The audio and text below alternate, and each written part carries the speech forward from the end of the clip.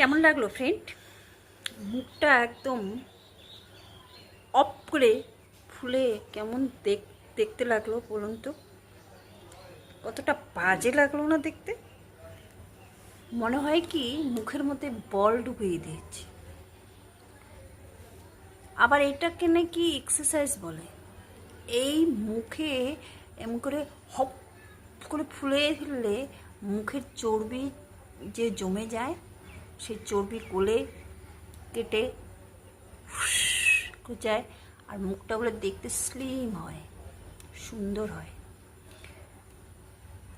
এটা আমার কথা না ফ্রেন্ডস, ইউটিউবের কথা। আমি ইউটিউবে দেখেছি, তাই তোমাদের কাছে শেয়ার করলাম। তবে আমি করি না, কারণ আমার সময় হয় না, মুখের এক্সারসাইজ করার কোনো সময় হয় না।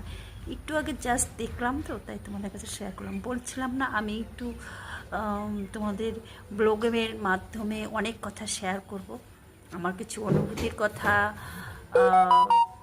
আর বাইরের জগতের কথা কিছু শেয়ার করব, তাই তোমাদের কাছে শেয়ার করছি। তো ফ্রেন্ডস, আমি ভাবি মুখের এক্সারসাইজের থেকে শরীরের এক্সারসাইজটা প্রচণ্ড জরুরি। এই সুন্দরের চক্করে মুখের এক্সারসাইজ তো সবাই করে, কিন্তু শরীরের এক্সারসাইজটা প্রচণ্ড জরুরি। যখন শরীরের এক্সারসাইজটা করা হবে তখন আপনা হতে মুখ স্লিম হয়ে যাবে।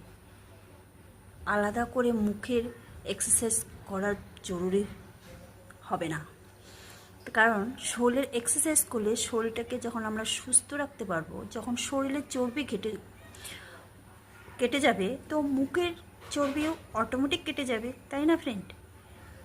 তো আমার মনে হয় মুখের এক্সারসাইজের থেকে শরীরের এক্সারসাইজটা প্রচণ্ড জরুরি, ঠিক না বন্ধুরা? রাইট বলছি তো? হ্যাঁ, যাদের যাদের ইচ্ছে হয় মুখের স্লিম দেখতে, তারা করতে পারে, কিন্তু আমি করি না ফ্রেন্ডস। আমার একটুকু সময় হয় না, দ্বিতীয়ত কাজে কর্মে সবসময় ব্যস্ত থাকি, একটুকু সময় পাই, তাই তোমাদের কাছে আড্ডা করি, আর কিছু কিছু জিনিস আমি যা যা দেখবো তাই তোমাদের কাছে শেয়ার করব, ঠিক না? বাই, রাধে রাধে।